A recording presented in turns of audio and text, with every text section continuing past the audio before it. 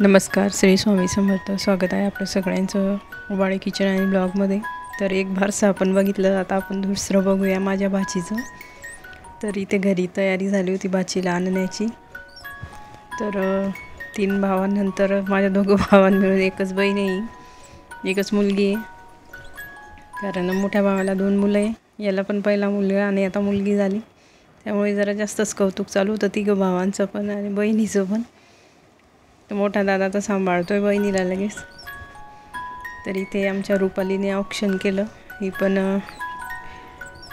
माझ्या भावाची मिसेस आहे, वहिनी माझी छोटी, माझ्या काकांची सून आहे. बाजूला माझी काकू उभी आहे.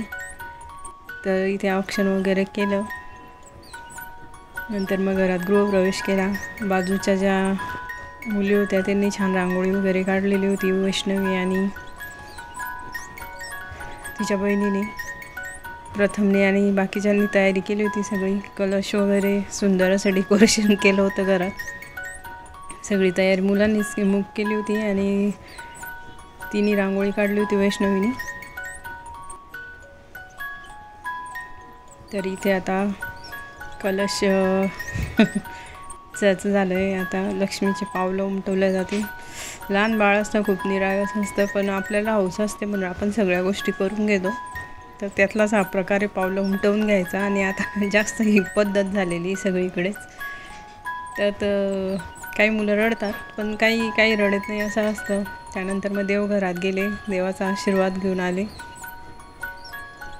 इथे बाळंतीणबाईला आपल्याकडे काही चालत नाही, त्यामुळे मग अंकिता आणि रुपालीकडे दिलं होतं देवघरात आणि मग नंतर आणलं होतं. मागे उभी तनू, आई, माझी काकू. रुपालीने छान तयारी केली होती सगळ्या औक्षणाची वगैरे. तर इथे टाकलं होतं आता 8 शेपवर आमच्या नन्यापरीला. बघते छान. तर बारशाचा दिवस उगवला. आम्ही गेलो होतो बारशाला कल्याणवर. इथे रुद्र आला आणि लगेच म्हणतो मला घ्यायचं आहे. त्यांनी मस्त मोठ्या माणसासारखी घेऊन मांडी हलवली होती. इथे मोठे मम्मी पप्पा बसलेले. मोठ्या पप्पांनी घेतलं लगेच चिवताईला, कारण खूप आनंद झाला होता. सगळ्यांनाच मुलगी पाहिजे होती. 2 भावां मिळून एक म्हणजे या 3 भावांची एक बहीण झाली. इकडे आई मी बसलेली, इकडे त्यांच्या घरचे बसले. नंतर मग पहिले जेवणाचा कार्यक्रम झाला. जेवणात होतं इथे वरण, बट्टी, जिलेबी, वांग्याची भाजी. खानदेश म्हटलं तर वरण बट्टी राहणारच. तर त्यांचे पण खूप मोठी फॅमिली, त्यामुळे होतं. इथे मावशी तयारी करते आता. पाळणा वगैरे सजवत आहे 2 मावश्या. नंतर इथे बारशाची तयारी झाली. माठाचं पूजन, दगडांचं पूजन वगैरे करून घेतलं. आता इथे जे दगड मिळत होते म्हणून आणले होते, आमच्या इकडे भेटले नव्हते म्हणून आम्ही सुपाऱ्या मांडल्या होत्या. तर इथे 12 दगड घेतात, त्याची पूजा करतात. इथे खारीक, खोबरं, गूळ पण ठेवलं आहे, नैवेद्य ठेवत असतील. तर आमच्या इथे काही ठेवलं नव्हतं, आम्ही फक्त इथे पूजा मांडली होती. त्याला हे झाल्यावर माठाची पूजा. आता इथे बाळाच्या आईने पूजा केली, अंकिताने माठाची पण. कारण बारादी होईपर्यंत हात लावत नाही माठाला वगैरे, हाताने पाणी घेत नाही माठातून. त्यामुळे बारादीच्या दिवशी माठाची पूजा करतात 5 जणी मिळून. आता ही तिची वहिनी आहे अंकिताची. नंतर मग पूजानी केली होती. पूजा म्हणजे माझ्या मोठ्या वहिनीने, अंकिता छोटी वहिनी आहे. त्यानंतर माझा नंबर आला होता, मी बाळाला पण घेतलं होतं आणि अशीच पूजा केली. मग त्यानंतर मग हे भरलेल्या कारिकामा हे करतात 5 वेळा माठातून पाणी काढायचं. कारण पूर्वी होतं की बायका 12 झाल्याशिवाय कुठे यायचं नाही, त्यामुळे 12 रस्ते मोकळे होतात असं म्हणतात आपल्या घरी.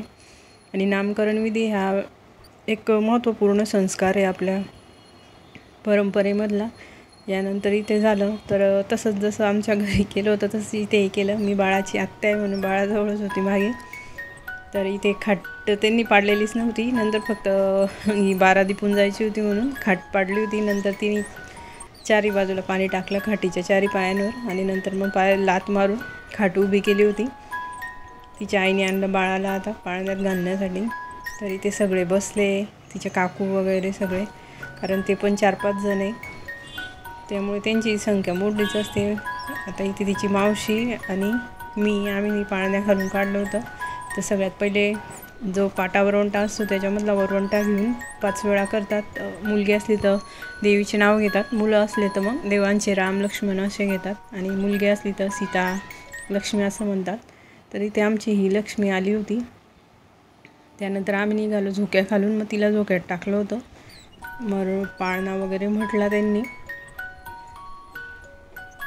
पाळण्याखालून जाता येत नव्हतं म्हणून पाळणानंतर वर करून घेतला आणि मग निघाले होते सगळे पाळण्याखालून. तर हा जो पाळणा आहे तो आमच्या रुद्रदादाचा आहे. जो पाळण्याखालून निघाला त्याचाच पाळणा आहे हा रुद्राचा. कोणी निघत नव्हतं, तोच निघून गेला पहिले. तर छान असं वारसं झालं होतं. यानंतर मग वारशाचे गाणे वगैरे म्हटले, पाळणे वगैरे म्हटले ते आजींनी त्यांनी, आणि छान असा कार्यक्रम पार पडला होता आपण. तर इथे आता पाळणा म्हणायचं चालू आहे. आरती ओवाळू जय प्रभुराया, जो बाळा जो जो रे जो.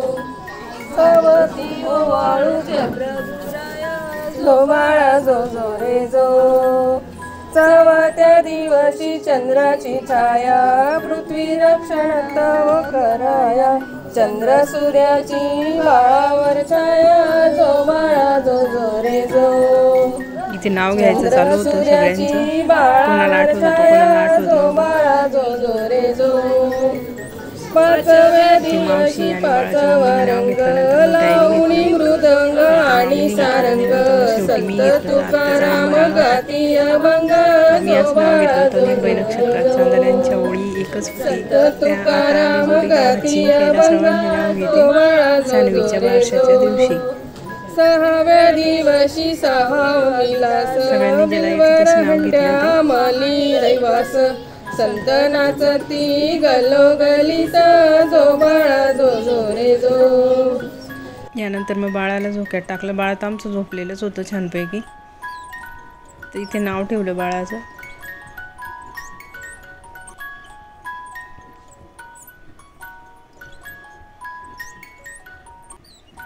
मी आत्या होती म्हणून मीच नाव ठेवलं. इकडे माझे दादा वगैरे बसलेले सगळे बाहेर, पुरुष मंडळी.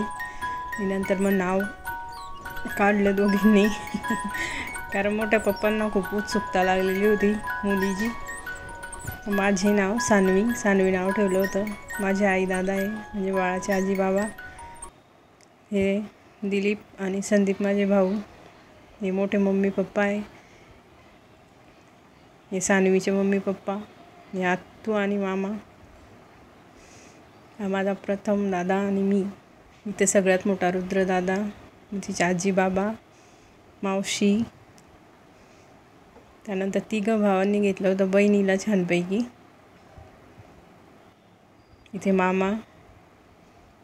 इथे देवांश मावशीचा मुलगा तिच्या आणि माझा भाविक. तर असा छान कार्यक्रम झाल्यानंतर आम्ही घरी यायला निघालो लगेच. रात्री त्या दिवशीच गाडी होती. तर गाडी आली आमची पाचोरा स्टेशनला.